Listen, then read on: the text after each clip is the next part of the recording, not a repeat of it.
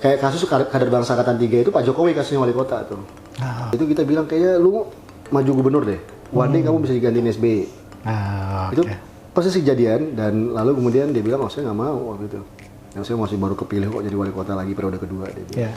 Terus dia bilang, akhirnya berikutnya setelah break makan siang sebelum Jumatan itu dia tanya, caranya gimana tapi?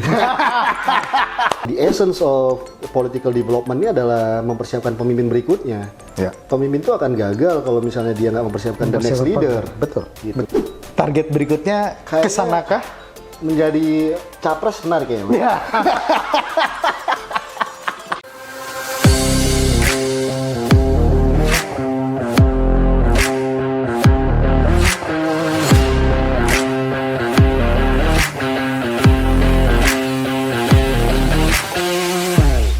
Bertemu lagi dalam The Politician, podcastnya Politician Academy. Kali ini kita kedatangan tamu anak muda yang cerdas dan sangat memberikan inisiatif banyak bagi anak muda lainnya. Beliau adalah Bro Dimas Oki Nugroho. Siap. Terima kasih Mas Bonggas. Boleh menyapa sobat-sobat Politician Academy di... Halo teman-teman semua, anak muda, sahabat Akademi Politician Academy. Salam hormat, tetap semangat, salam sehat. Terima kasih Mas Bonggas sudah diundang. Terima kasih dan Bro Dimas ini waktunya padat sekali. Jadi kita menyempatkan diri untuk mengundang beliau datang ke The Politician. Nah, terima kasih Bro Dimas untuk waktunya dan kita berbincang-bincang dan diskusi mengenai profil Bro Dimas sendiri plus juga dengan kegiatan-kegiatannya yang sangat seabrek luar biasa ya. Ini kalau saya sebutin semua mungkin kita 1 jam nggak selesai gitu ya. Baik, mungkin untuk awal saya yakin banyak orang di Jakarta yang tahu nama Bro Dimas gitu ya. Tapi mungkin yang di pelosok Nusantara belum tahu banyak. Bro Dimas bisa sedikit memperkenalkan diri, profil pada waktu mungkin kuliah di UNER ya, di Surabaya jurusan S1. Ilmu Politik S1. Nah setelah lulus dari S1 selanjutnya boleh diceritakan Mas. Ini perintah sebenarnya. Siap. Setelah dari Surabaya S1 Ilmu Politik itu Mas, kita sempat menjadi jurnalis. Jurnalis di grupnya Jawa Pos. Kompas. Oh Kompas, oke. Nah, sewaktu kuliah saya juga pernah magang di grupnya Jawa Pos, pernah di grupnya Republika juga pernah. Ya. Terus lalu kemudian jadi jurnalis selama kurang lebih 4 tahun. Saya sempat juga ditugaskan di beberapa daerah.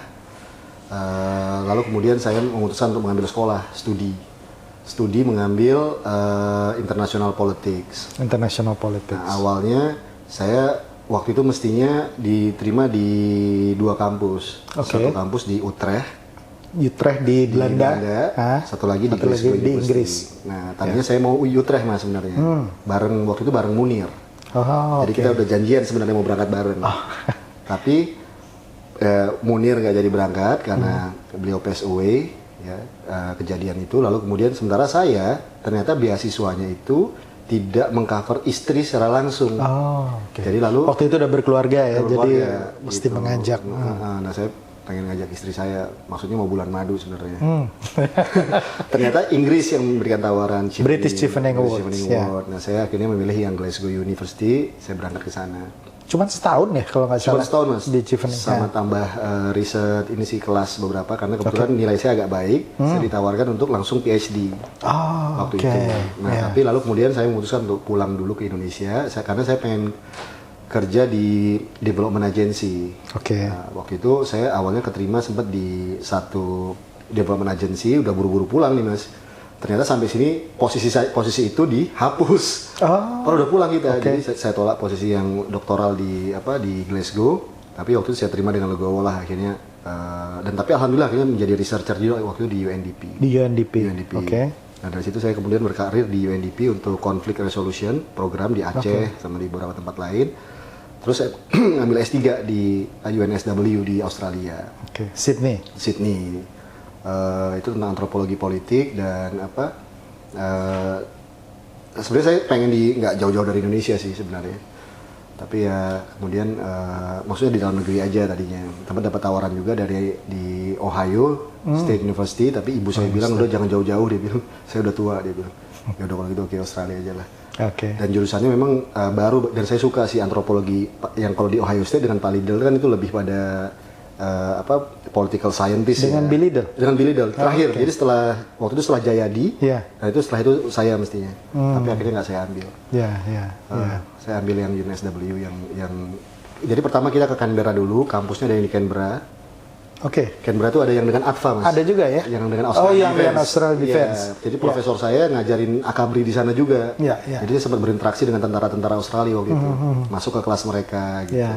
Tapi setelah setahun itu kemudian saya pindah ke Sydney. Di Sydney saya agak telat selesai kuliahnya, Mas.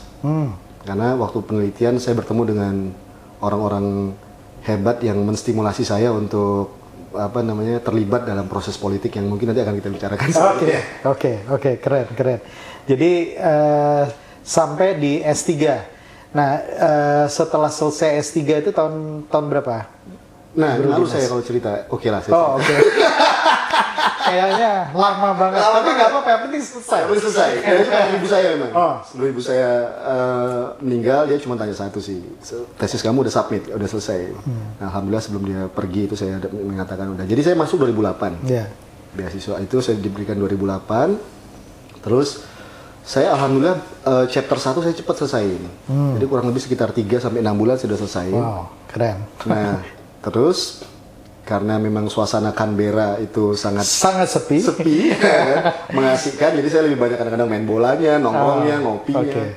Tapi saya sembari melengkapkan form-form untuk riset lapangan. Nah, ketika riset lapangan itu saya ketemu dengan beberapa orang yang ternyata ingin concern untuk memproyeksikan Indonesia waktu itu pasca Pak SBY ya. Waktu itu presidennya Pak SBY. Indonesia harus bagaimana? Nah, kebetulan saya terlibat di situ. PPI ya, bukan di PPI-nya. Bukan. Tapi ada sebuah tim riset lah gitu ya. Tim riset ini yang kemudian saya berkontribusi untuk memberikan masukan-masukan. Lalu kemudian ya penelitian saya tentang gerakan sosial, ini social movement. Nah, ini social movement yang mana memang itu konsisten dengan S2 saya. S2 saya juga ini social movement tapi dari kelompok-kelompok liberal, NGO yang pro demokrasi. Nah, kalau yang S3 saya ini social movement tapi dari kelompok-kelompok yang radikal, kelompok-kelompok ekstrim yang kemudian menggunakan jubah agama, politisasi agama untuk kemudian memanfaatkan tentang demokrasi. Jadi, nah di situ saya banyak ketemu dengan aktor-aktor, orang-orang dalam riset saya itu, dan akhirnya saya ketemu dengan tim kerja ini yang kemudian banyak meminta kontribusi saya untuk melihat situasi Indonesia nanti pasca 2014. Jadi seperti apa kira-kira? Nah, disitulah saya ketemu dengan orang-orang, salah satunya ketemu dengan Pak Jokowi itu, waktu itu masih wali kota. Oke, mantap. Jadi apa yang dipelajari juga langsung diimplementasikan ya, karena Bro Dimas ini terkenal dengan menginisiasi banyak social movement. Ya, salah satunya tentu saja yang paling populer adalah kader bangsa. Siap, Mas. Ya. Alhamdulillah. Nah, itu backgroundnya bagaimana itu, Mas? Di belakang terbentuknya kader bangsa itu sendiri. Wah, ini banyak juga ceritanya, nggak mungkin saya ceritakan di sini. Ya. Sedikit nyerempet-nyerempet. Ya, oke. Nah, itu apa kita ganti namanya The Politician Uncensored? Biar kita jadi menarik. Bisa jadi, jangan-jangan bab di sini saya ceritakan. Nah, tapi gini.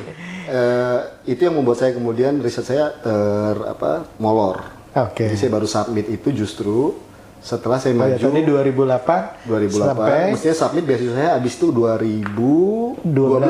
Betul. 2011 dulu, Mas. 2011. Tapi XN 2 semester. Oh iya, betul. Nah, 2012. Ternyata saya 2011 itu ketemu Pak Jokowi waktu itu. Lalu kemudian 2012 kita dorong maju gubernur Jakarta, waktu itu rame-rame dengan anak-anak muda juga. Lalu kemudian as the history goes on, itu kejadian beliau maju pilpres, gitu kan, kita ketemu juga dengan beberapa anak-anak muda di situ. Lalu kemudian itu di 2014, 2015 saya maju Depok, pilkada Ini nanti Pilwali. cerita lagi nanti ada segmennya khusus ini. Iya betul. Oke. Nah di situ ibu saya udah menanyakan kapan ini janji kamu kan setelah pilgub dulu, sekarang setelah pilpres, sekarang pilkada Depok. Depok, gitu kan. Nah terakhir pas menjelang saya pilkada itu, alhamdulillah saya sempat submit. Jadi 2015 saya submit, melewati pilkada, saya 2016 alhamdulillah lulus. Tapi ya ibu saya udah nggak ada lagi. Tapi saya alhamdulillah terakhir itu ibu saya tanya, bukan dia kamu menang apa enggak, tapi kamu udah submit. Sudah atau belum? Belum. Sudah Bu gitu.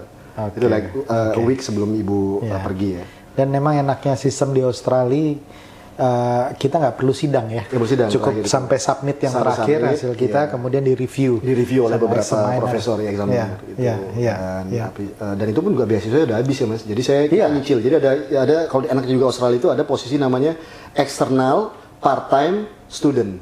Betul. Jadi kalau misalnya udah keluar dari itu kita masih lagi diberikan kesempatan untuk part-time. Tapi pembayaran tetap kan ada, cuman nggak sebesar kalau full-time. Nggak full-time. Gitu ya. Lebih murah affordable. Ya dari duit riset dapat lah. Siap. Jadi tadi belum cerita tuh kader bangsa baru sampai di awalnya.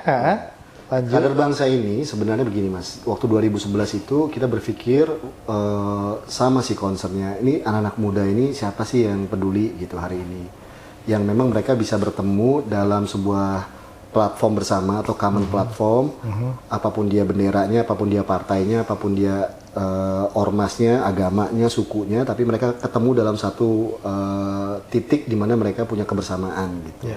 Itu yang pertama. Yang kedua saya sudah melihat bahwa ternyata karena relate dengan kajian-kajian saya melihat bahwa seringkali yang namanya gerakan-gerakan sosial meskipun mereka positif, tapi mereka seringkali memiliki titik ekstremitas yang baik dari yang tinggi sampai yang moderat. Tapi apapun itu dia titik ekstrim.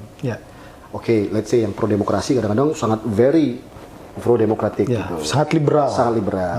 Sementara sebaliknya gitu juga. Gitu di pendulum yang sebaliknya akan memunculkan kelompok-kelompok yang anti demokratik atau kelompok-kelompok yang ekstrim gitu. Nah, padahal nih anak muda semua nih, anak muda kita nih gitu. Seringkali mereka juga tidak punya sapaan-sapaan kebangsaan di situ. Saya pikir kalau misalnya permainannya begini terus gamenya, nah yang rugi itu Indonesia gitu. Makanya kita harus cari titik tengahnya di mana nih gitu. Lalu di tengah-tengah situasi yang bagi waktu itu yang partai politik sangat terdepan ya sebagai aktor demokrasi waktu itu, kita pikir harus ada nih yang kemudian menjadi common platform yang menjadi kemudian tidak usah menjadi leader tapi at least menjadi intermediary aktor dan non partai. Partai nggak apa-apa Mas?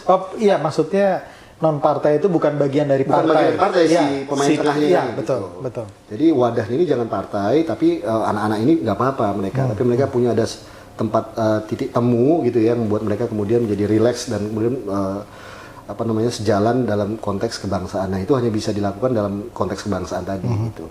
Nah anak muda sebagai pemainnya karena menurut saya proyeksi ke depan ini jumlah anak muda gede banget gitu. Dan memang kan seperti itu keadaannya waktu itu kalau nggak salah baru sedikit-sedikit lah orang yang bilang tentang bonus demografi. Tapi memang nyatanya kita trajektorinya udah ke arah sana.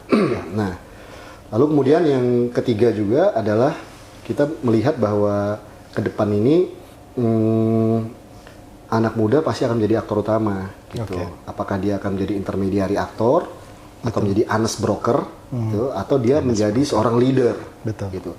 Sekalipun dia menjadi follower, ini harus follower yang berbobot gitu. Karena bagaimanapun nih dengan situasi keberadaan sosial media, digitalisasi dan seterusnya, exposure terhadap berbagai informasi akan sangat tinggi.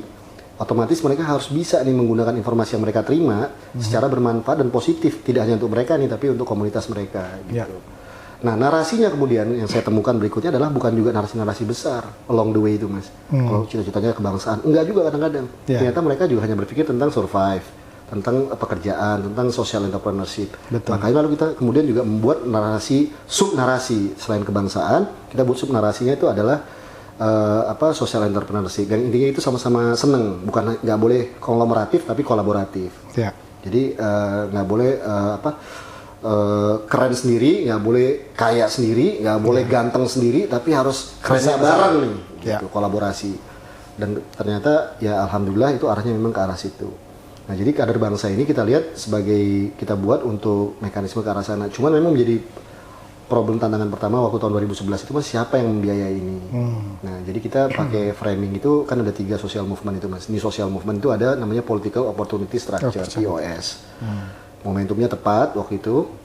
Yang kedua lalu ada namanya framing. Nah, kita framing itu isunya siapa yang mau kita target dan narrowingnya kemana nih, highlightnya apa gitu, targetnya bagaimana gitu. Lalu yang ketiga kita gunakan yang namanya resource mobilization. Nah, resource mobilisasi ini yang problem. Karena siapa yang resource nih? Gitu. Resource-nya dari mana? Nah, ternyata tantangannya di situ ada orang-orang baik lah ya, insya Allah yang percaya sama kita bahwa ini kemudian bisa digerakkan. Meskipun memang di awal-awal itu mau tidak mau harus menservis kepentingan mereka. Jadi kita juga harus pintar-pintar, nggak bisa hitam putih. Kalau dia nggak begitu, kalau dia nggak sama tujuannya sama nggak kita, ya kita nggak mau, nggak bisa juga. Bisa juga. Gitu. Karena kita harus ada semi kompromi. Exactly. Gitu. Karena memang dalam konteks new social movement itu harus ada pragmatismenya sedikit secara metode. Cita-cita idealis, tapi juga harus ada nih, kita harus kompromi, benar ya. Kompromi dengan kepentingan-kepentingan lain sehingga kita bisa menemukan titik temunya di mana gitu. Memang di awal-awal banyak yang teman-teman gerakan yang saya kenal, yang awalnya saya undang banyak yang bertanya-tanya kenapa lu kerja sama misalnya pihak X, Y, Z gitu. Tapi kita bilang ya, this is the best way we can do. Karena kita juga nggak mungkin misalnya waktu itu kita nggak kenal sama Pak SBY misalnya, he was the president at the time. Terus, atau kita ketemu sama siapa gitu, enggak. Tapi kita lihat nih. Tapi justru dari situ kita membangun sense of movementnya kita bisa dapatkan di situ. Kalau kata Cokro itu siasahnya dapat. Nah, siasahnya dapat gitu. Jadi kita ini kita begini, tapi kita jangan jangan hurt our commitment dengan siapapun. Betul. Jadi kita cari titik tengahnya. Jadi kita bukan memanfaatkan siapa atau dimanfaatkan siapa, tapi kita sama-sama berkepentingan dalam sebuah tujuan bersama gitu. Nah, menurut saya itu kolaborasi juga yang dipertontonkan oleh transisi antara Belanda dengan Jepang ya waktu penjajahan di sini. Jadi Bung Karno, Bung Hatta, lalu Dr. Cipto, Ki Hajar, mereka waktu kan sempat diomongin sama Syahrir sama teman-temannya sebagai kolaborator gitu. Karena lu kok deal sama Jepang lu, kok malah dekat sama Jepang. Gitu. Tapi actually kalau misalnya nggak ada mereka, maka inisiasi-inisiasi seperti BPUPKI, PPKI itu juga nggak ada.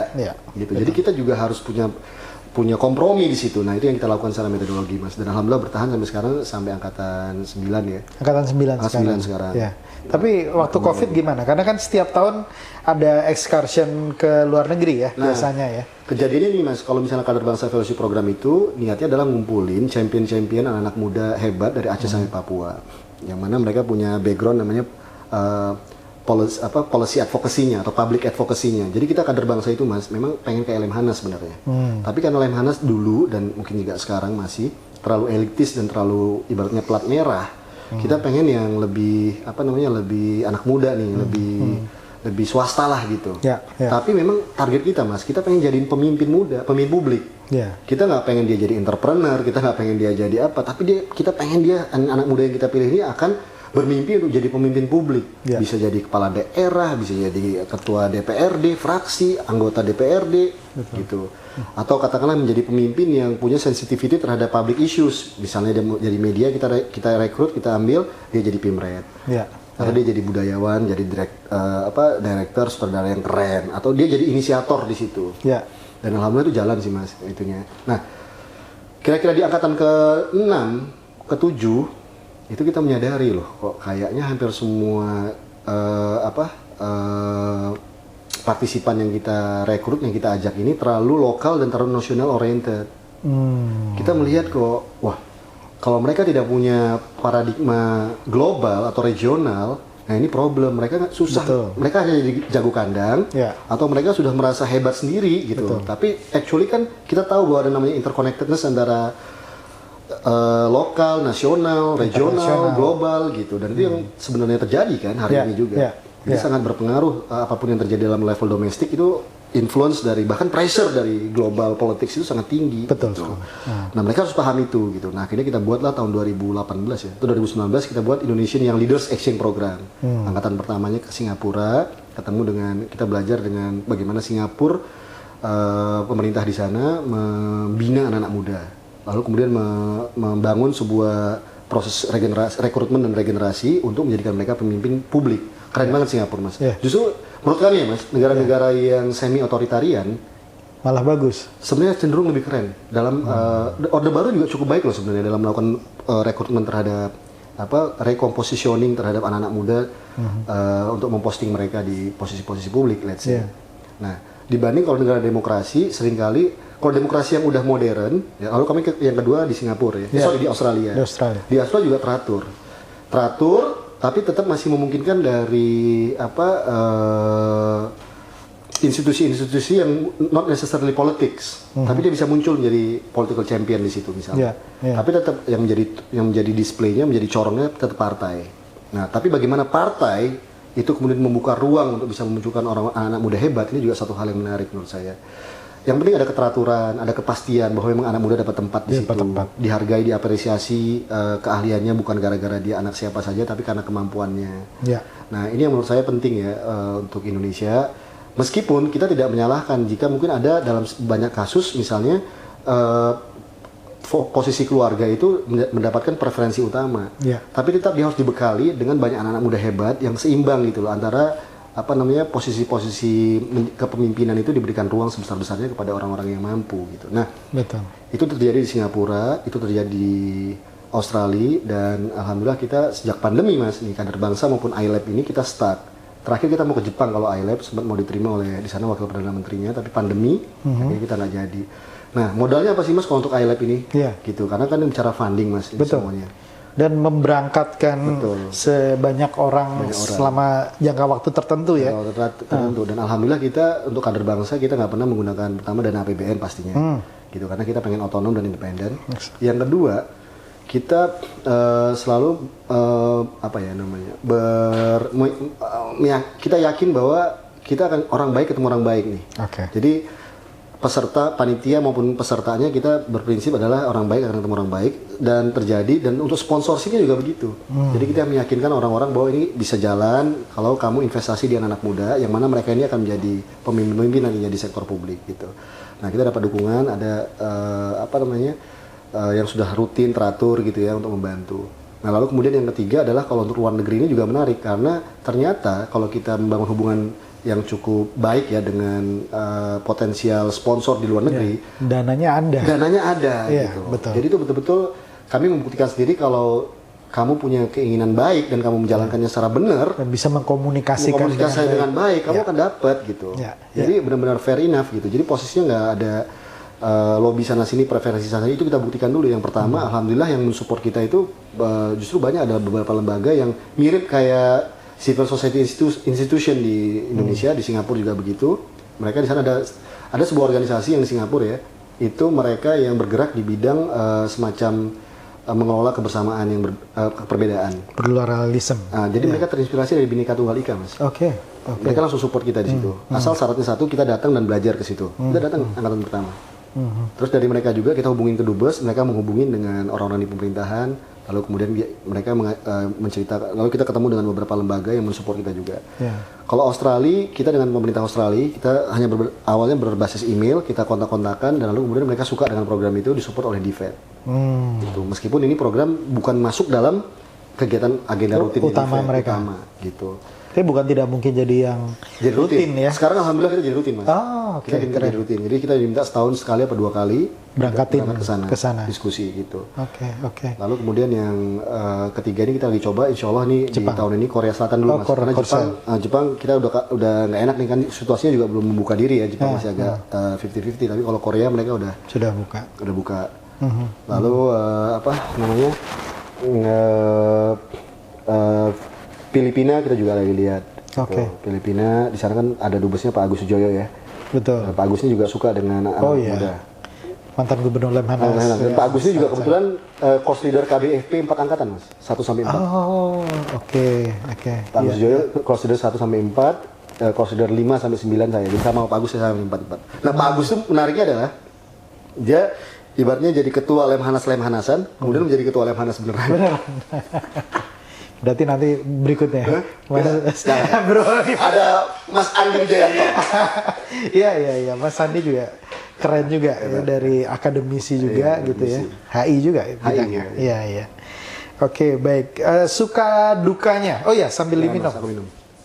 Suka dukanya ya karena membangun idealisme dalam bentuk social movement itu bukan sesuatu yang mudah.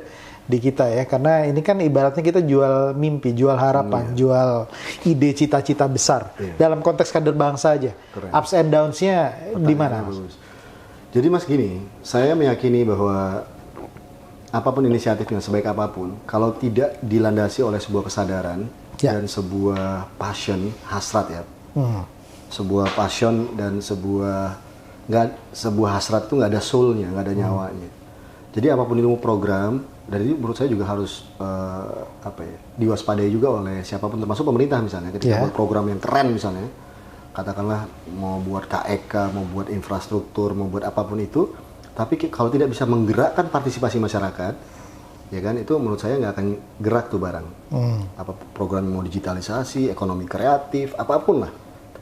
Dan kalau tidak mampu menggerakkan masyarakat secara otentik, itu menurut saya nggak akan baik, nggak akan positif, gitu. Nah, termasuk kader bangsa ini, Mas, kita menyadari itu, maka kemudian yang kita sadarin passionnya adalah bahwa kita belajar dari Hosok Raminoto. Jadi Hosok Raminoto itu dia buat yang mana visinya adalah memang kan mementori pemimpin. Betul. Jadi kita pelajarin tuh gimana Cokro itu menghimpun anak-anak muda, buat sekolah anak muda, dan itu kemudian dia melakukan fungsi edukasi dan kaderisasi kepada anak-anak muda itu. Nah dulu kader bangsa, Mas, angkatan pertama sampai angkatan keempat, jebolannya itu namanya, kita buat namanya semi organisasi. Alumninya. Namanya adalah Sukarelawan Indonesia untuk Perubahan. Kenapa, Mas, gitu? Kalau disingkat dari apa? SI Perubahan kan? Sebenarnya dari Cokro. SI-nya dulu. Kalau Cokro kan Syarikat Islam. Kalau dia kita Sukarelawan Indonesia untuk Perubahan. Konteksnya sebenarnya adalah untuk mendorong mereka supaya aktif dalam ruang-ruang publik. Mau mereka di kiri maupun di kanan jalan, mereka mau partai apapun, ideologi apapun, yang penting mereka bisa mempunyai satu visi besar, gitu loh. Nah, tapi kita kemudian perkumpulan alumni itu kita buat namanya, kita rubah bukan jadi SI Perubahan lagi, tapi namanya Perkumpulan Kader Bangsa. Jadi tahun 2017 kita berdiri itu dengan itu. Nah, jadi cita-cita tanda kutip ideologisnya adalah bagaimana proses mentoring politik ini, mentoring kepemimpinan ini bisa berjalan gitu. Jadi jangan semuanya orang pengen jadi pemimpin publik juga gitu, tapi harus ada nih yang ngawal gitu. Nah itu yang kemudian jalan yang kami ambil, Mas. Dan alhamdulillah itu juga yang memang menggerakkan kita semua untuk lalu kemudian muncul berbagai program lain. Misalnya setelah Kader Bangsa Fellowship ini ada iLab, dan kemudian alumninya itu yang tersebar di berbagai daerah itu kita kita konsolidasikan mereka dengan program namanya kolaborasi positif. Sejak 2017 itu kita disupport juga, ada orang baik juga, institusi baik juga yang mensupport kita untuk muter keliling Indonesia untuk nemuin mereka. Jadi dari warung kopi yang satu ke warung kopi yang lain, dari kafe yang satu kafe yang lain di daerah, berbagai daerah itu, lalu kita buatin ngobrol bareng aja dengan mereka, diskusi bareng, curhat bareng. Dan itu juga beneficiaries-nya banyak, Mas, penerima manfaatnya gitu. Artinya jaringan itu semakin cukup besar. Nah, lalu kemudian kita sadar setelah dari situ mereka apa gitu. Kalau mereka jadi pemimpin publik, jangan hanya kemudian modalnya hanya proposal atau kemudian hanya kas aktivis minta itu bantuan modal gitu. Proposal. Exactly. Jadi kita buat namanya programnya Ampuh, Mas, anak muda punya usaha. Nah, anak muda punya usaha ini, jadi kita ngumpulin duit nggak banyak lah. Kita baru terkumpul sekitar 300 juta dari orang yang chip in sama kita. 300 ini kita akan milih untuk tahap pertama ini 30 pemimpin muda. Pemimpin dia tapi harus punya grassroots dan dia harus punya keinginan untuk memang untuk berbisnis, jadi bukan profit aja. Jadi dia harus punya grassroots, dia punya orientasi menjadi pemimpin publik, tapi dia juga punya bakat untuk jadi entrepreneur. Ini susah nyari itu. Nah, tapi kita temuin 10 orang aja dulu di tahun pertama, kita kasih mereka 30 juta. Tapi karena kita paham tentang diskusi tentang kafe, tentang kopi, jadi mereka kita arahkan untuk bisnis itu, kita dampingi. Modal kita berikan, kita dampingi. Tapi setelah 3 sampai 6 bulan mereka udah bagus, kita minta kur yang masuk. Duit yang tadi dibalikin lagi ke kita, mereka bayar ke kur, Himbara. Duit tadi itu kita gulirkan lagi ke anak yang lain. Jadi dana bergulir sih. Tapi kita memang syaratnya satu, nih orang tidak hanya punya kapasitas, tapi juga harus punya integritas.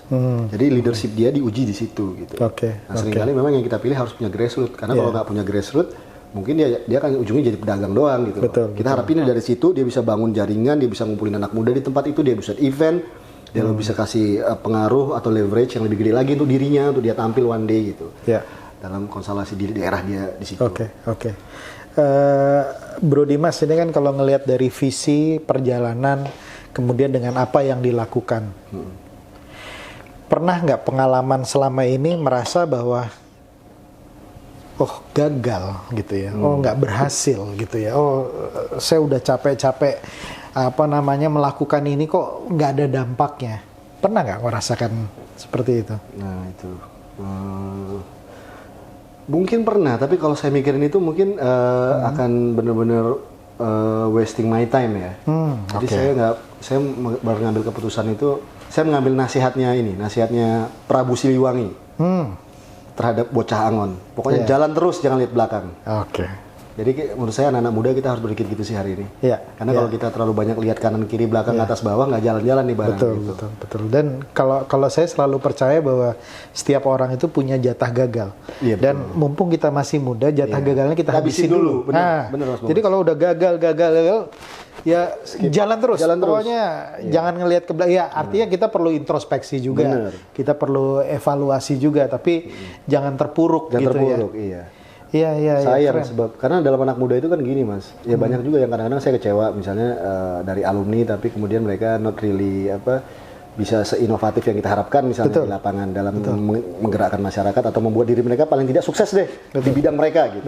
Betul. Ya kita bantu tapi kita lihat problemnya jangan-jangan bukan di environment tapi di dalam dirinya sendiri misalnya. Kita juga dampingin. Kadang-kadang saya juga sedih misalnya bagi teman-teman yang masih struggle di bawah. Tapi ternyata alhamdulillah dengan adanya determinasi, adanya kekuatan mereka ya, itu panggilan mereka memang untuk bisa berkontribusi gitu ya. Itu yang kita gerakkan. Memang nggak semuanya bisa sukses misalnya. Tapi juga banyak yang harus struggle. Tapi itu masih tetap keep going gitu. Jadi saya senang aja sih bagi teman-teman yang masih tetap berusaha gitu. Nggak semuanya bisa disamakan misalnya dengan alumni kader bangsa yang udah sukses mungkin jadi kepala daerah, jadi... Nah, boleh diceritain nih, ini success story-nya dari alumni-alumni ini sekarang ada yang di posisi mana? Nggak rahasia kan? Nggak apa-apa ya? Nggak rahasia. Bisa di-share kalau keluarga juga. Besar, Mas, kalau keluarga besar itu Wagub Jawa Timur. Emil itu bagian dari keluarga besar dari kader bangsa. Mas Emil Dardak. Ipin itu kader bangsa angkatan 6. Bupati Trenggalek. Jadi ada irisan kita di sini. Ada irisan. Mas Gomez. Lalu Bupati Tapanuli Tengah. Anak muda. Usia 30-an. Lalu ada juga sih, tapi ada juga yang... Nah kalau tanya gagal ada juga Mas yang ketangkap KPK ada juga. Nah kita nggak fair ini, nggak dikasih tahu. Nggak dikasih tahu. Ya itu poin pertanyaan saya tadi kan. Ada yang berhasil tapi ada juga yang berat. Gitu. Dan rasanya kan aduh gila. Gitu. Kita udah capek-capek lakukan ini, ada juga yang kepleset ya. Gitu. Kadang-kadang kita ngomong kan, kita selalu dalam kader bangsa ini kita selalu pelatihan kita bilang bahwa Bung Hatta pernah bicara. Kalau orang kurang pintar bisa diajari pintar. Ya. Kalau misalnya kurang kaya, misalnya dia mau cari kaya, dia bisa kita bantu untuk saya. Tapi kalau kurang jujur. Ini yang susah gitu. Betul. Jadi kita selalu kadang-kadang ngomong gitu ya. Ternyata tapi alumni sedekat itukah Mas? Artinya setelah selesai mereka masih di tali komunikasinya lewat apa? Ada forum-forum lanjutan ya? Ada lanjutan Mas. Jadi ada ya? Tugas mentoring ini makanya saya ingin kalau dulu hampir semua founding father kita itu setelah dia berpolitik dia turun ke bawah.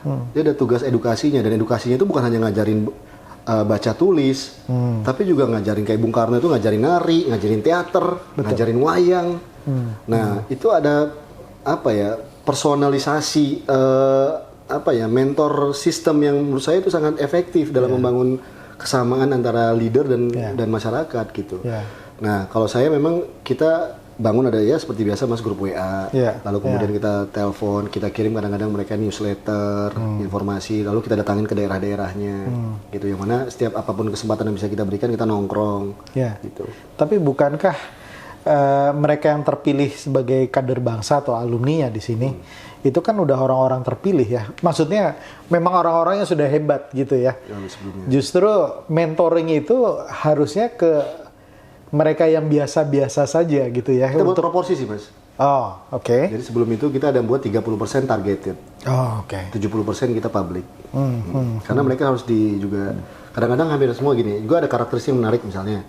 Ada yang targeted itu dia udah pemimpin publik anak muda, tapi dia masih terlalu Jakarta sentris, bias, masih agak elit. Dia harus temuin tuh sama anak muda asosiasi pedagang kampung dari daerah mana gitu. Dan kita buat strateginya satu kelompok kah mereka, satu kamar kah mereka gitu. Jadi ada. Jadi itu by design itu. By design Bos. kayak misalnya mereka pergi ke luar negeri dijadikan satu kamar atau satu tempat sebelah-sebelahan biar mereka bisa terbuka wawasannya ya. Oke. Dan kalaupun misalnya dengan model kelasnya juga kan selain kelas diskusi juga model kayak workshop ya, seminar. Jadi kita temu dengan tokoh. Dengan tokoh-tokoh ini mereka ada kelas, ada audiensi. Nah, audiensi ini juga kita modelnya kita kasih mereka untuk mengkritik audiensi si narasumbernya sih. Jadi hampir semua narasumbernya mungkin banyak yang masa dikerjai juga, cuman ya mereka kayaknya seneng juga gitu. Gitu karena mereka kayak kasus kader bangsa angkatan 3 itu Pak Jokowi kasusnya wali kota tuh. Waktu itu. Jadi audiensinya ke sana, kita ke Solo, ada sekitar 40-an orang waktu itu tahun 2011. Ya entah kenapa kok feeling kita nih orang kayaknya bisa jadi deh gitu. Entah kenapa itu masa di Jumat itu kita bilang kayaknya lu maju gubernur deh. One day kamu bisa digantiin SBY. Itu persis kejadian dan lalu kemudian dia bilang, saya nggak mau waktu itu. Saya masih baru kepilih kok jadi wali kota lagi periode kedua dia bilang. Terus dia bilang akhirnya berikutnya setelah break makan siang sebelum Jumatan itu dia tanya caranya gimana tapi dan pembicaraan berlanjut setelah itu. Tapi waktu itu kita udah berhasil ngomporin dia untuk udah Pak maju, kenapa enggak gitu. Berpikir lebih lah. Berpikir lebih, jangan hanya Solo aja gitu. Dan terbukti ya. Jadi ini ada kontribusi kader bangsa juga di sini. Ada. Dan itu kejadian kejadian 2012 waktu Pilgub dan 2014 ketika Pilpres. Detik-detik ketika waktu itu mungkin PDI Perjuangan pimpinannya masih ragu nih maju atau enggak. Nah, itu kejadiannya hari Rabu, Senin kita kontak, masih galau, kita kebetulan lagi ngumpul tuh alumni kader bangsa dan kader bangsa angkatan 5. Dia bilang kita lagi ngumpul di Jakarta, kita pengen ketemu nih sama Pak Gubernur gitu. Terus dia bilang, serius, ada stafnya. Terus akhirnya kita diundang Rabu pagi itu untuk sarapan pagi dengan Pak Jokowi di rumah dinas di Taman Suropati situ. Kebetulan ada macam-macam dari Aceh sampai Papua. Dan ngomong waktu itu memang dengan dengan Pak, ini kan kita dari dulu. Kita bilang Bapak jadi, terus dia yang dari Papua itu sampai menceritakan sangat detail sampai waktu itu saya ingat banget Pak Jokowi mau nangis tuh kejadiannya. Dia dengar cerita itu, udah Bapak maju gitu. Apapun partainya. Kalau nggak diusung oleh PDI, kita pokoknya deklarasi setelah ini. Dia nggak ngasih waktu itu. Tapi pas kita keluar, sudah ada wartawan. Akhirnya kita ngomong, deklarasi lah waktu itu. Lalu kemudian, setelah kita deklarasi, nggak tahu gimana, jadi agak sedikit viral ya waktu itu, tahun 2014 itu. Siangnya kita dikontak lagi untuk bisa nggak kumpul dan konvers di Cikini waktu itu. Itu hari Rabu, Kamisnya tiba-tiba besoknya Ketua Umum PDI Bu Megawati ngumpulin 75 pengusaha itu tuh yang di DPP Lanteng Agung. Betul. Terus kemudian hari Jumatnya baru di depan rumah Pitung itu deklarasi. Nah, kabarnya katanya memang ada permintaan pesanan secara secara rasional maupun spiritual, tanya anak-anak muda suaranya gimana gitu kurang lebih. Nah, di situ kita sempat bicara sih, kebetulan memang anak muda kita waktu kita bilang kita pengen Pak Jokowi maju dari partai apapun dia. Oke. Nah, sekarang kita masuk ke topik yang menarik ya, karena anak muda dan politik ini udah bersentuhan. Tapi banyak kritik kepada tokoh-tokoh politik maupun partai politik tentang peran anak muda itu sendiri gitu ya. Karena kalau kita lihat dari segi representativeness saja di parlemen itu sudah ada memang gitu ya, tapi masih relatif sedikit dibandingkan dengan kontribusi suaranya gitu.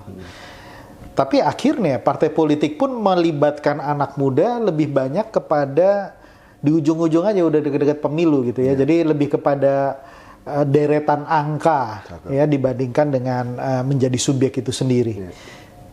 Bro Dimas ngelihat gimana dalam konteks ini? Saya sepakat sih Mas, karena yang bangsa ini ternyata, dan ini jarang sekali sebenarnya dicatat dalam buku-buku literatur politik ya. Konflik politik di Indonesia itu bukan semata-mata hanya konflik gegara background ideologi, identitas, etnis, atau partai. Tapi ternyata konflik antar generasi, antara tua dengan muda, itu sangat laten sekaligus manifest. Gitu. Dan itu proven gitu, baik itu di era Bung Karno, antara Soekarno dengan Soekarni. Ya, saya pernah lihat, meneliti bahwa hampir semua tahapan di Indonesia itu selalu melibatkan anak muda. Dari 1908, 1928, 45, 66 sampai 98 semua kan? Semua. Peran anak muda di situ. Selalu ada kontradiksi di situ, Mas. Betul. Nah, mestinya kalau bangsa ini bangsa pembelajar, kalau kita mau jadi bangsa besar, mau itu Amerika, Rusia, juga Tiongkok, juga mereka kan belajar besar dan mereka harus menghindari konflik yang membuat mereka menjadi terpuruk kan. Betul. Jadi konflik based policy dan trajektori itu betul-betul mereka hati-hatiin di situ gitu. Ya. Nah, Indonesia harus begitu. Jangan negara-negara maju maupun negara-negara sosialis atau yang semi otoritarian, mereka sangat berhati-hati dengan pertumbuhan anak muda. Betul. Mereka cari itu kanalisasinya. Kalau mau jadi pebisnis yang baik, akademisi yang baik. Ya. Kalau mau jadi entrepreneur yang baik, kalau mau jadi politisi ya begini path-nya gitu. Betul. Nah, itu Indonesia harus begitu. Jadi jangan hanya by opportunity aja gitu. Kita harus membangun sistem dan institusi. Itu sebenarnya message kenapa kemudian kita sibuk dalam membangun kaderisasi ini gitu. Sama kayak Politician Academy ini namanya keren banget gitu kan. Sama yang kader bangsa juga lakukan gitu. Nah, satu. Yang kedua, karena kan the essence of political development ini adalah mempersiapkan pemimpin berikutnya. Pemimpin itu akan gagal kalau misalnya dia nggak mempersiapkan the next leader. Betul. Gitu. Betul. Nah, itu menurut saya juga harus jadi dicamkan oleh pemimpin-pemimpin hari ini ya. Gitu.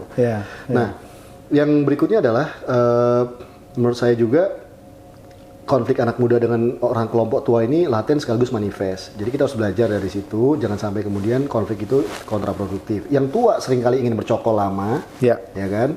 Apapun istilahnya itu, ya gitu. Lalu kemudian yang muda kadang-kadang seringkali tidak sabaran, gitu. Nah, memang harus dimoderasi. Nah, keduanya, tugas-tugas seperti Cokro itu kan melakukan moderasi. Bayangin orang kayak Musuh yang sangat ekstrim. Semaun. Lalu kemudian Kartosuwiryo. Lalu kemudian ada Soekarno. Ya, yang untung Soekarno nih. Dia bisa moderasi. Di satu tempat yang sama, di satu kos gitu. Yang sama. Nah, negara harus hadir untuk memoderasi berbagai kepentingan yang sifatnya tadi itu ekstrim yang satu dengan ekstrim yang lain. Nah, negara itu artinya harus yang baik. Negara itu nggak boleh justru mensponsori konflik atau katakanlah menstimulasi adanya segregasi. Negara itu harus bisa menjembatani gitu. Siapapun yang menjadi pemerintah harus punya tanggung jawab atau mandat atau value yang seperti itu ya. Ya, jadi menurut saya sekarang itu anak-anak muda seringkali kenapa justru fenomenanya gini sih, satu sisi konflik anak muda yang nggak sabaran, lalu yang kedua adalah orang tua yang kadang-kadang make use of anak muda.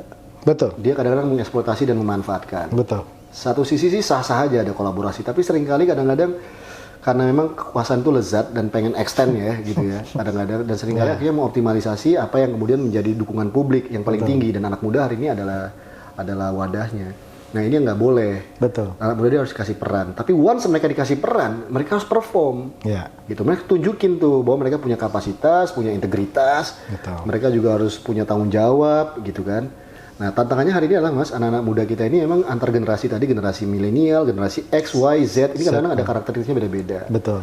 Nah, saya mungkin bisa kita bahas lagi nanti soal mereka. Tapi apapun itu, Mas, kalau menurut saya perspektifnya lebih optimistik, Mas Bonggas. Karena anak muda hari ini kalau zaman kita antara satu konten dengan konten yang lain itu seperti kayak zaman kita mungkin satu tesis dengan tesis yang lain. Tesis, antitesis, sintesis. Betul. Ini bisa jaraknya 3-4 bulan setelah riset. Betul. Setelah ada skripsi atau buku ditulis. Tapi kalau sekarang antar konten yang satu dengan konten cepat banget. Cepat sekali. Jadi anak-anak muda hari ini, Mas, ternyata mereka punya tanpa kita sadarin hikmat kebijaksanaan, Bos. Wisdom. Gara-gara intensitas konten yang sangat cepat dalam waktu tertentu. Jadi mereka tahu akhirnya, oh ini bohong nih, oh ini bener. Oh, jadi mereka tahu yang mana yang benar, mana yang nggak benar, mana yang palsu, mana yang asli, mana yang otentik.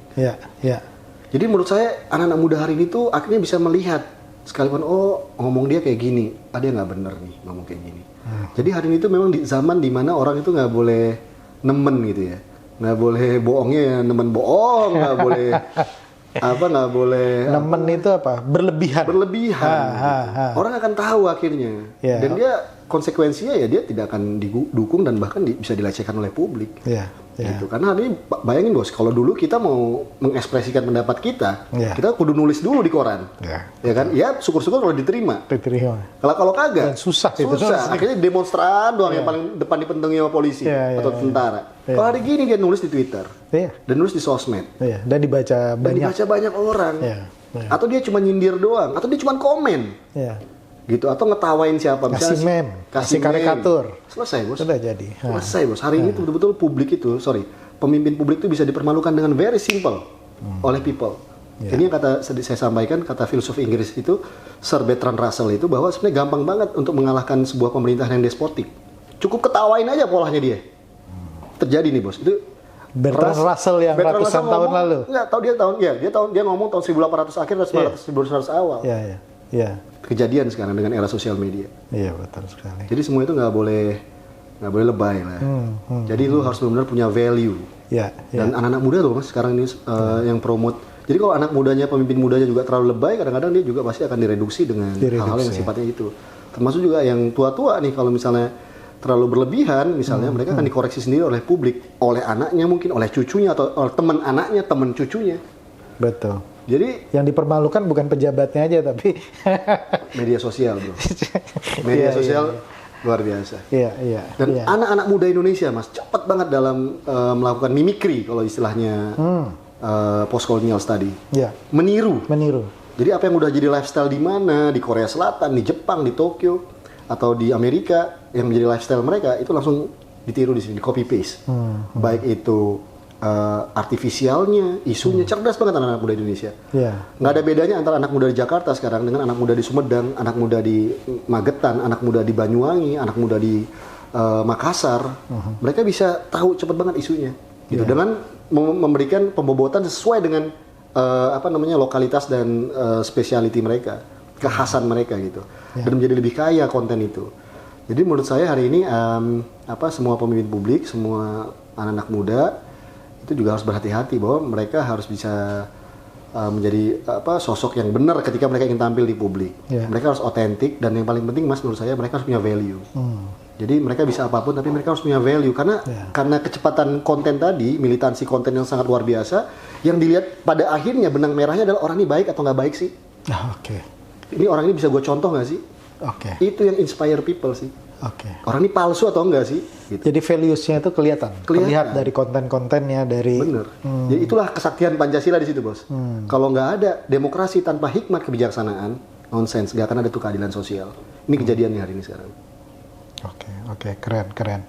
Ya, jadi pemimpin-pemimpin politik yang ada sekarang nggak boleh underestimate anak muda nih, karena kan banyak yang bilang anak muda itu terlalu begini, terlalu begitu. Nggak bisa ya. Ini juga kalau di underestimate bisa-bisa mereka dijatuhkan oleh anak-anak muda ini dengan caranya mereka sendiri, dengan bahasanya mereka sendiri. Dan mereka cepat bosen bos.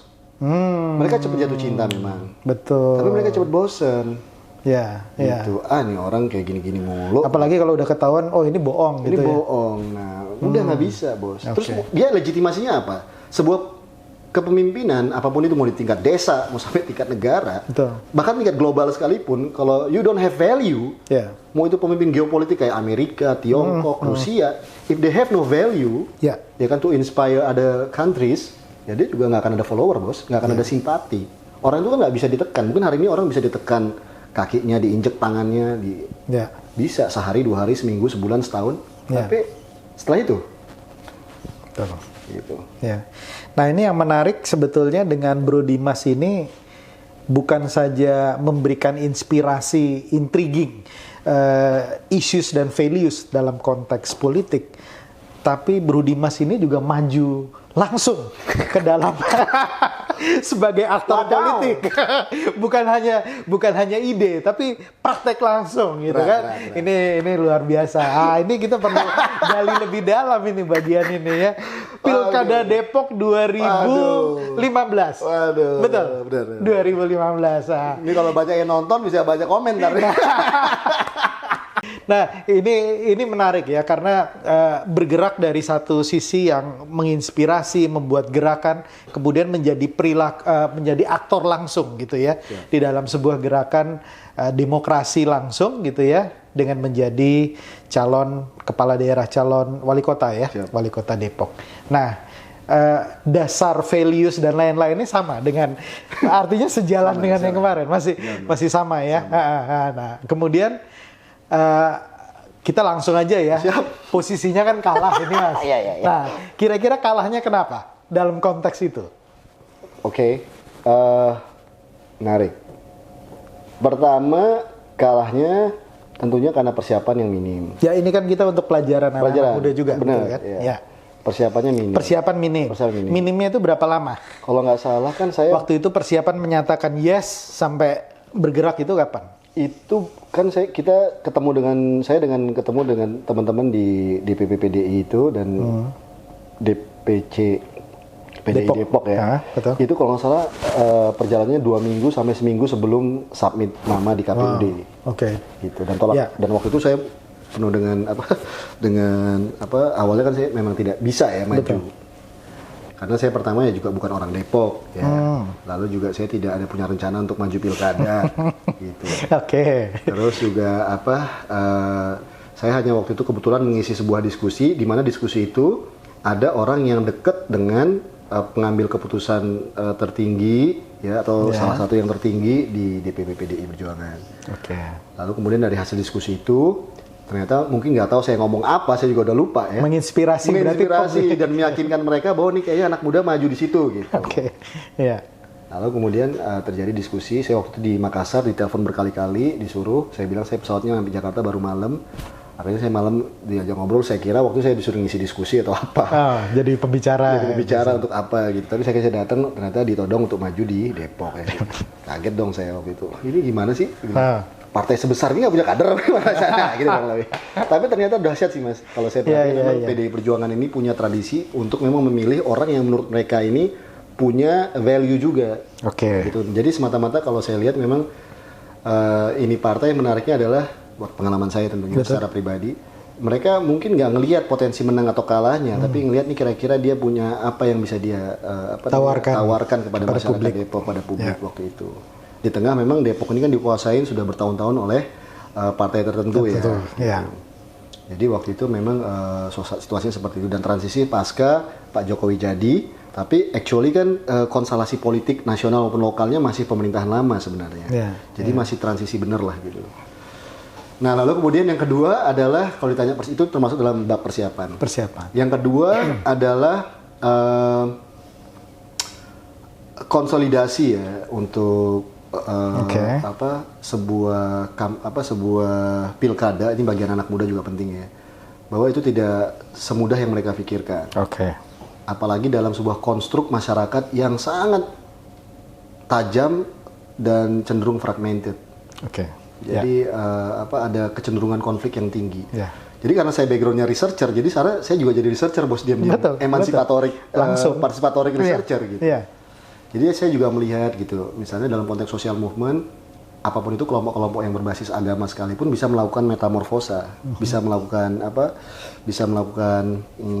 semacam transformasi ya, untuk melakukan adaptasi politik, gitu. Jadi itu terjadi juga di elit-elit politik kita bahwa kemudian mereka ingin melakukan mutasi itu loh. Jadi banyak yang mutan. Ketika tergantung situasi politiknya kayak apa, mereka bermutasi untuk saling beradaptasi. Nah itu beradaptasi ada berapa layer nasional, layer lokal.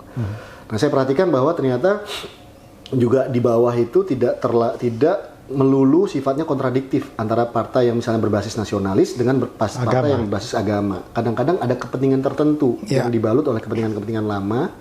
Ya kan, mungkin ada kepentingan ekonomi di sana, ada kepentingan lain yang membuat mereka kemudian mencoba untuk memastikan bahwa ada continuity dalam sebuah pemerintahan, gitu. Nah, itu saya perhatikan bahwa itu poin ketiga, Poin keduanya itu adalah bagaimana strategi kita anak muda ya untuk bisa convince the voters dalam situasi masyarakat yang bahwa kita kompeten, bahwa kita kemudian bisa mewakili dari harapan mereka.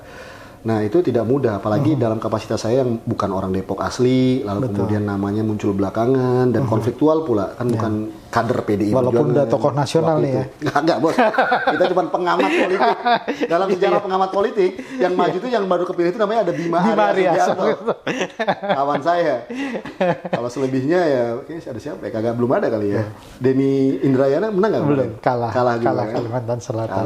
Iya. Terus siapa lagi tuh? Banyak lah. Ya, banyak konsultan politik pun yang gagal. Jadi maju di pilkada. Jadi Bima Arya kita harus tanya. Mesti pertanyaan ke Bima Arya, Bos. Udah.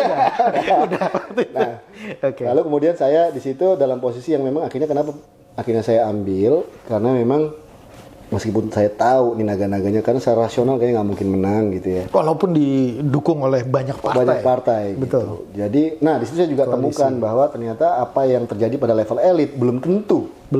Itu adalah domainnya. Belum tentu mesin partai rakyat. Politik juga bekerja. Nah itu yang poin kedua. Poin kedua, bagaimana mampu anak muda ini meyakinkan tadi melakukan strategi kampanye yang mensolidkan semua kekuatan politik untuk mendukung dia. Ya.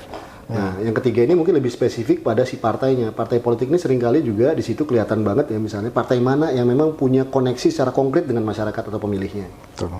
Ada partai yang cuman mungkin dia floating aja. Ya. Nah gitu. Nah kita ternyata memang ya dari situ secara political mainstream Indonesia kita jadi tahu nih yang mana partai mana yang memang punya basis yang kuat yang lalu kemudian secara efektif bisa membantu sebuah pemenangan politik misalnya. Nah, apa namanya? Nah, akhirnya saya terima karena juga gitu. Jadi saya melihat bahwa pada dasarnya saya pengen anak-anak muda ini punya kesempatan yang besar, berani untuk mengambil kesempatan gitu kan. Dan lalu kemudian persoalan menang kalah itu persoalan nanti, yang penting lu berjuang dulu. Dan bukan berarti ketika lu kalah lalu kemudian apa namanya end of the game itu. Nah, ini kemudian kita tunjukin justru bagaimana anak muda ini harus mampu mengambil harus menjadi risk taker, lalu kemudian dia lihat nih kayak apa kira-kira perjuangan yang mungkin dia lakukan. Karena kan bicara opportunity kan nggak semua orang bisa dapat. Tapi sekali lu mendapat opportunity, lu lakukan dengan penuh dengan dengan sebaik-baiknya lah, kurang lebih gitu. Poin menarik, not end of the game. Ada 2024 ini game berikutnya gitu kan. Nah ini posisi Bro Dimas mempersiapkan lagi dong 2024. Untuk 2024 kan, untuk satu posisi. Ini kan pemilihan besar gitu kan, ada legislatifnya, kepala daerah semua wilayah di Indonesia lah diminum. Kira-kira gimana? Sebelum menjawab kira-kira gimana? Karena tadi kan poinnya juga karena persiapan minim. Nah ini sekarang kan masih ada kurang lebih 2 tahun. Nah, kalau kepala daerah malah lebih dari 2 tahun. Gimana? Target berikutnya kesanakah? Menjadi capres menarik ya, Mas? Ya. Itu yang saya mau ngomongin. Karena banyak peluang loh. Gitu kan. Dan kita semua republik ini punya kesempatan yang sama bagi siapapun gitu untuk bermimpi, namanya warga negara. Jadi saya pikir saya juga ingin menunjukkan kepada anak muda bahwa lu jangan takut dulu. Kata Bung Karno kan mimpi itu harus tinggi langit seperti bintang itu. Ya kan? Ya why not kalau misalnya semua orang tiba-tiba pasti dong banyak yang berani menjadi capres gitu. Meskipun di tengah isu perpanjangan 3 periode dari Pak Jokowi. Ngomong nggak setuju kan dengan perpanjangan? Begini, itu harus jawaban dulu nih. Oh iya. Jawaban dulu nih. Oke. Kalau bicara perpanjangan, terlepas dari wacana perpanjangan atau tidak ada perpanjangan atau tetap 2024, yang penting saya ingin kasih pesan siapapun penyelenggara negara ini dan pada anak muda juga khususnya, pada kita semua sebagai civil society maupun political society, yang penting itu hidup itu harus ada value. Nggak hanya bisa berdasarkan pragmatisme dan opportunity. Kita harus punya value, karena itulah yang menjadi kunci dari hidup bernegara dan berbangsa. Gitu. Jadi saya pikir apapun itu poinnya, bahwa perpanjangan atau tidak, pro dan kontranya, bahwa memang itu harus berdasarkan dari sebuah value, sebuah kesadaran dan kemuliaan untuk kemaslahatan orang banyak. Kemaslahatan bangsa. Kebanyakan. Dan kemaslahatan itu bukan hanya semata-mata tangible, bukan hanya isu tentang basis material, sosial ekonomi, enggak. Sosial budaya, tradisi sejarah, trust. Sekarang betul. Negara ini tentunya kan Mas Bonggas adalah seorang scholar, saya kebetulan juga scholar. Kalau kata Fukuyama kan negara yang begitu majemuk ini, apa sih yang menyatukan mereka dalam berrelasi satu sama lain? Trust, kepercayaan. Mau itu juga kapitalisme, berbisnis, bermarket juga trust. Nah ini harus dijaga nih, gitu. Trust yang paling penting. Jadi jangan berhati-hati dalam mengambil langkah-langkah politik, kebijakan-kebijakan yang sifatnya menyangkut hidup orang banyak, apalagi medium term, long term, ya kan? Nah itu harus dipikirkan adalah trust. Jangan sampai kemudian trust ini kita fondasinya menjadi bermasalah nantinya, gitu. Jadi artinya kalau ditanya setuju nih atau nggak setuju nih, bro, gitu kan? Ya. Kalau jawaban saya, politisi, jawaban politisi tadi. Tadi. Kalau jawaban itu jawaban pilkada itu. Iya. Kalau jawaban intelektual, menurut saya begini, ya kan? Indonesia ini besar, Bos. Ya. Jumlah masyarakatnya populasinya 250 juta orang. Ya. Ya kan? Pak Jokowi harus yakin bahwa setelah Pak Jokowi akan ada pemimpin yang juga akan baik dan mungkin juga lebih baik untuk menyambung estafet Indonesia. Sepakat. Gitu. Jadi ibaratnya kalau kita semua ini, Indonesia udah ada sejak tahun 45, udah berdiri, ya kan? Lalu kemudian Indonesia juga akan berdiri insya Allah seterusnya, betul, ya kan?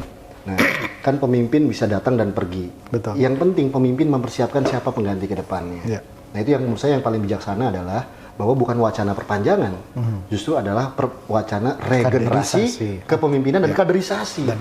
Jadi yang dilakukan oleh mungkin insya Allah kader bangsa, lalu kemudian politician academy, ini yang kayak begini nih, Lemhanas. Betul. Semua institusi ini akan bekerja dengan baik dan punya value jika mereka kemudian bekerja proses sistematika rekrutmen, kaderisasi, dan regenerasinya.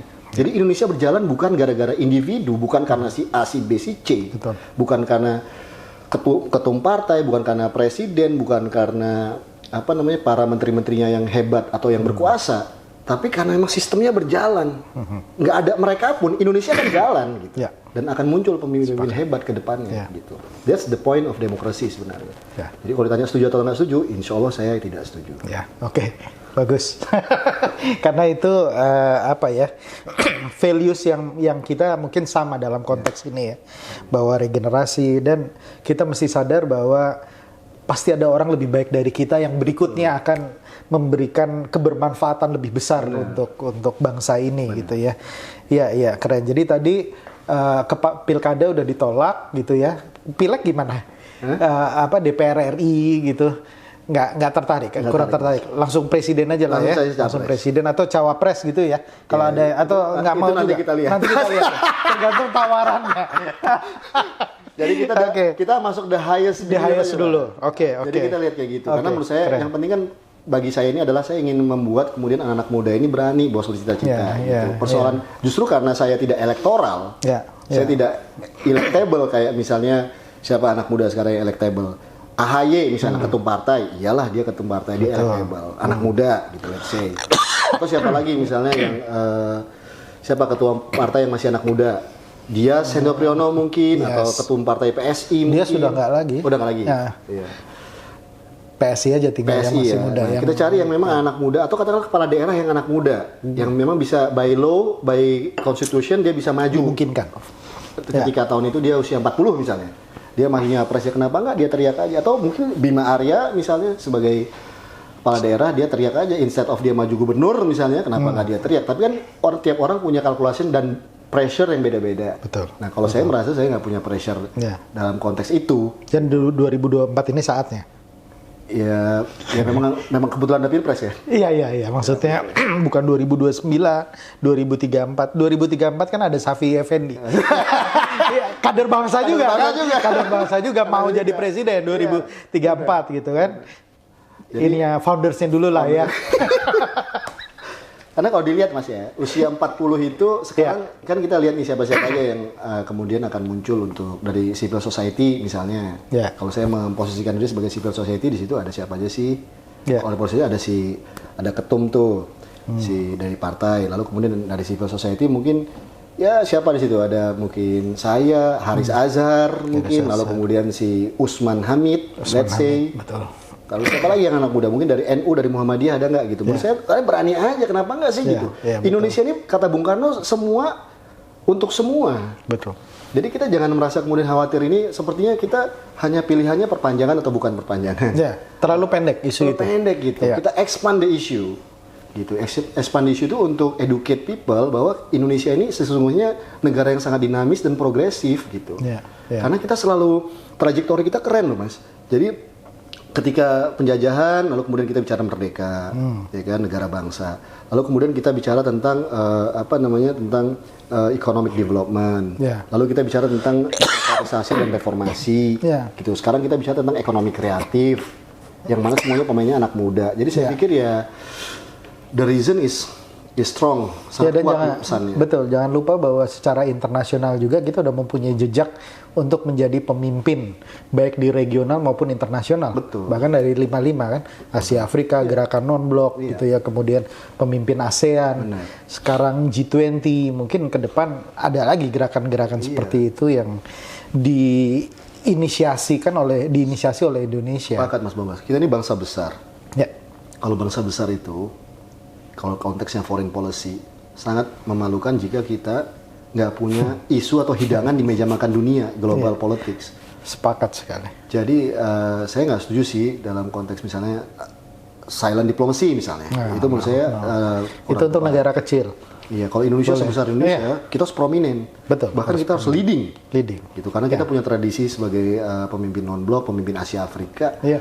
Negara demokrasi di Muslim terbesar, Betul. gitu, kayak gitu-gitu loh. Ya. Jadi menurut saya we can play this game, Ya. gitu. Ya. Ya kita lihat ke depan gimana. Dan itu menurut saya harus ada continuity dengan yang ada sekarang ke depannya. Jadi apa yang terjadi di masa Presiden Bung Karno, Pak Harto, Pak Habibie, Gus Dur, Bu Mega, Pak SBY dan Pak Jokowi and the next, Ya. ini adalah sebuah narasi besar progresivitas Ya, ke atas terus Indonesia. grafiknya. Gitu. Oke, ini nggak terasa udah baterainya juga udah hampir habis juga ya, udah 2 ya. Karena saking asiknya. Tapi tadi saya mau tanyakan pertanyaan terakhir sebetulnya. Rata-rata tuan rumah narasumber kita tanyakan ini gitu, di mana kira-kira posisinya 5 sampai 10 tahun ke depan. Nah, untuk Bro Dimas tadi kan udah dijawab 2024 ya. 2024. Itu tapi misalnya tidak gitu ya. Misalnya tidak di situ. Misalnya dapatkan opportunity bertarung dan kemudian gagal di situ. Ya misalnya gagal. What next? Apa yang dilakukan? Narasi-narasi ini akan dilanjutkan dalam bentuk social movement atau dalam bentuk yang lain? Apa? Bro Dimas. Saya sebenarnya jujur Mas, saya kalau ditanya bukan obsesi ya. Sebenarnya cita-cita saya setelah along the way saya ketemu dengan anak-anak muda hebat di berbagai daerah. Mereka itu saya ibaratkan apa Mas? Relasi mereka dengan negara atau dengan sponsor atau dengan investor itu sebenarnya sangat minim. Jadi saya melihat mereka ini mereka adalah anak-anak yatim yang hebat. Oke. Jadi mereka itu sering kali hebat bukan gara-gara mereka dibantu oleh tanda kutip negara, oleh katakanlah oleh investor, tapi mereka memang belajar sendiri dan mereka survive. Oke. Gitu, dan mereka lalu hebat gitu. Jadi dan sekarang itu yang juga menjadi apa ya? Salah satu kehebatan mereka adalah yang saya temukan seringkali sekarang itu juga not necessarily kehebatan itu tadi itu bukan hanya gara-gara mereka jago science misalnya atau jago bisnis, enggak juga bos. Tapi mereka sekarang masuk ke sosial budaya, lalu mereka juga ke agriculture. Dan ini sebenarnya saya tidak hendak mengkontraskan dengan narasi misalnya Indonesia maju misalnya. Tapi saya lihat bahwa Indonesia maju itu atau negara maju itu bukan semata-mata diukur dari bertumbuhnya gedung-gedung tinggi, lalu kemudian Nggak semata-mata infrastruktur. semata infrastruktur, tapi ada sosial budaya di sana, kesadaran. Tadi saya bilang passion gitu loh.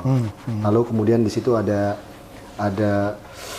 apa ya, keotentikan bahwa kita ini memang nggak mau joget di gendangnya orang lain. Betul. Gitu. Masa kita joget di gendang terus sih? Kita muncul developmentalism, kita joget developmentalism. Kita ada demokrasi liberal, reformasi, kita bicara ikut. Gitu. Kita nggak gitu. Kita harus tahu, oke, kita butuh ini, tapi di sini loh patternnya kita, gitu loh. Tapi kita pegang itu dengan teguh, karena itu value. Lalu institution juga bagaimana individu itu muncul secara fair dan baik gitu ya hasilnya, bukan tiba-tiba muncul ngilang. Fenomena-fenomena individual yang sifatnya vernakular itu seringkali itu nggak sustain. Mungkin tuh berlaku di si A, si B, si C. Tapi kan kita nggak memastikan bahwa ini akan juga berlaku pada anak muda yang lain misalnya atau tokoh-tokoh yang lain misalnya. Kita pengen sebisa mungkin lebih banyak Jokowi yang muncul dan lebih banyak orang seperti SBY yang muncul atau orang yang hebat seperti siapa? Let's say Luhut Panjaitan yang muncul.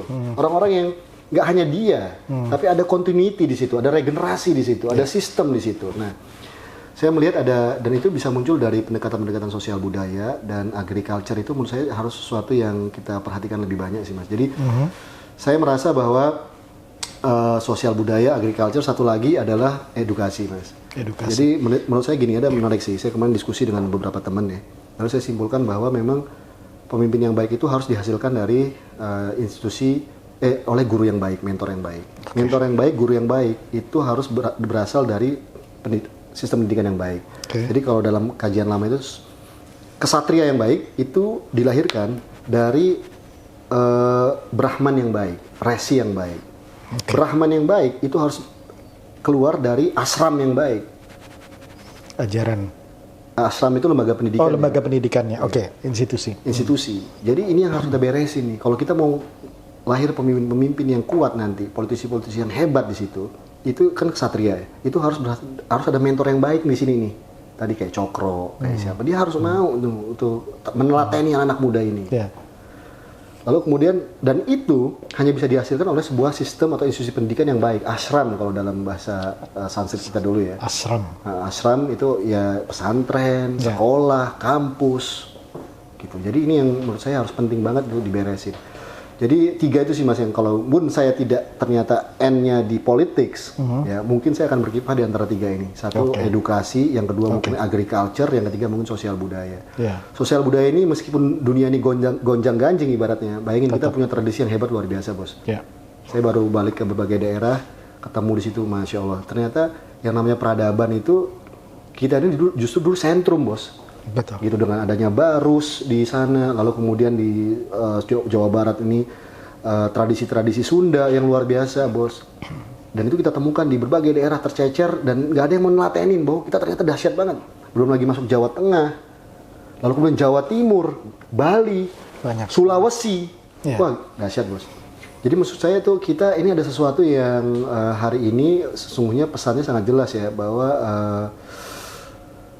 setelah 500 tahun setelah runtuhnya Mojopahit itu, ya kan, kalau kata yang Sabdo Palon itu kan, dia bilang bahwa aku akan balik lagi dengan membawa budi pekerti, dia bilang. Menurut saya ini that's the moment sih, budi pekerti, lalu karakter, ya ini yang sekarang sesungguhnya sedang ditantang, di challenge itu kepada kita semua, bahwa sehebat-hebatnya lu kalau nggak punya budi pekerti, nggak punya kesantunan, nggak punya kerendah hatian, juga akan ada kontribusi di situ. Anak muda juga harus banyak belajar mengenai local values-nya. Iya, jadi nggak cuman yang dari luar yang hebat gitu ya, tapi ke dalam gitu. Mojopahit gimana, Sriwijaya gimana, terus values di daerahnya gimana gitu ya. Iya. Dan disitulah kesaktian kita sebenarnya. Itu kesaktian kita. Jadi kita nggak joget di gendangnya orang lain terus. Misalnya tiba-tiba geopolitik, wah hari ini Amerika lawan Rusia, besok Amerika lawan Tiongkok, kita ikut terus. Padahal kita semua punya pattern, gitu. Kalau kita mau belajar dengan baik, gitu, kita temukan garis merahnya. Oh, karena sejarah selalu berulang. Betul. Selalu bos. Transisi antara kekuasaan yang satu dengan yang lain selalu berulang. Bisa silakan dicek. Pasti. Antara misalnya SBY dengan Jokowi atau Jokowi dengan the next pun sesungguhnya ada teks dan konteksnya di masa lalu. Dan itu terjadi kalau kita memang mau benar-benar rinci untuk membaca dengan baik. Dan ada quotes menarik ya. Those who forget the history will be condemned to repeat it. Kena dia. Kejadian. Bisa jadi kesandung berkali-kali gara-gara itu sebuah bangsa. Karena nggak mau belajar, nggak mau refleksi diri. Pesan terakhir untuk anak muda seluruh Indonesia. Susah nih kalau dibuat pesan terakhir. Iya, Mak. Karena akan lanjut. Pesan terakhir. Iya, berlanjut terus. Pesan untuk saat ini untuk anak-anak muda. Oh ya, sebelumnya Brahman atau Satria? Saya, Brody sekarang. Iya. Nah, itu juga ambivalen sih saya. Dua-duanya. Saya kayaknya ngambil dua-duanya nih bos. Dua-duanya. Brahman sama Satria sekaligus. Oke. Dan itu mental kaya menurut saya. Ya kalau mental miskin kan atau gitu ya. Kalau mental kaya dan. Jadi nggak ada masalah. Bagus. Saya keren. Intelektual organik aja bos kita kalau kata si siapa namanya siapa orang Italia itu Gramsci. Anthony Gramsci. Iya Gramsci kita intelektual organik aja. Karena memang nggak bisa. Karena itu memang seorang pemimpin, seorang politisi atau apapun itu, dia tetap harus jadi seorang mentor, guru. Betul, harus. Hari ini sekarang politisi itu problemnya dia nggak tahu atau nggak paham atau lupa atau nggak mau untuk menjadi seorang pengajar itu. Karena kalau dia pengajar, dia punya value yang harus dia jaga nih gitu. At least gue nggak jangan kayak gitu deh gitu. Nah itu satu. Jadi yang pesan saya mas, harus berani bercita-cita. Jadi berani. Anak muda hari ini, kasihannya anak muda Indonesia ini dari Aceh sampai Papua, yang paling sebenarnya suffer dalam diri mereka adalah kehilangan kepercayaan diri dan keyakinan, self confidence. Ini apakah akibat penjajahan dari bangsa asing atau penjajahan dari bangsanya sendiri? Self confidence itu benar-benar remuk, Mas. Bahkan ada di beberapa daerah kami temukan anak muda itu takut bercita-cita. Sedih, Mas, gitu.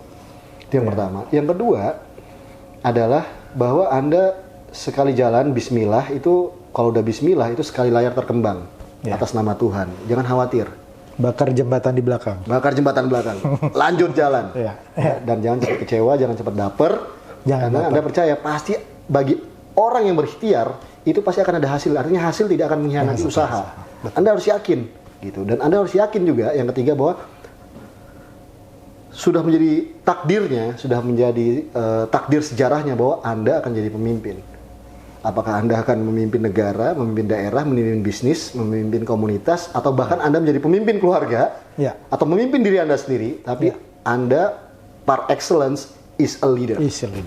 Jadi Anda harus punya tanggung jawab untuk punya karakter, kapasitas maupun integritas sebagai pemimpin. Yang terakhir, ngono-ngono tapi ojo ngono. Jangan lebay, jangan arogan, jangan sombong, jangan ekspansif, ya kan? Lakukan itu sesuai dengan trajektori yang memang menjadi value dari kenusantaraan kita, bukan Nusantara IKN loh, ini Nusantara Indonesia, Aceh sampai Papua, nilai-nilai yang memang menubuh dalam diri kita sebagai seorang bangsa. Hormati value itu, hormati tradisi itu, dan kemudian punya komitmen dan keseriusan dan integritas dalam menjalankannya. Disiplin penting untuk anak muda Indonesia. Untuk maju. Mantap, keren sekali. Ini penutupan yang padat sekali dan penuh dengan nilai-nilai yang saya pikir teman-teman muda di sana perlu untuk dipikirkan lagi. Jangan hilang kepercayaan diri. Cari role model dan mentor yang benar, gitu ya. Itu juga penting, gitu ya. Karena sekarang juga krisisnya juga itu juga ya. Mas. Krisis role model, gitu ya. Karena wah di media ini lakukan ini lakukan, orang yang kelihatannya jujur besoknya pakai jaket orange, gitu ya. Jadi ini kita perlu senantiasa mencari role model dan mentor yang tepat, gitu. Dan saya pikir kader bangsa dan politician academy siap untuk menjadi mentor dari anak-anak muda seluruh Indonesia. Kita terima kasih sekali Bro Dimas untuk waktunya yang berharga sekali, dan semoga pertemuan ini, saya juga lupa ini ya, ini Bro Dimas dengan beberapa teman membuat buku ini, Anak Muda dan Masa Depan Indonesia. Saya pikir ini buku yang bagus sekali, kumpulan tulisan. Saya udah baca belum semuanya, mungkin sekitar 80%, tapi sangat menginspirasi untuk teman-teman muda di sana. Dan sekali lagi, nasib bangsa ini ada di tangan anak-anak muda. Oleh karena itu tetap semangat dan salam perubahan.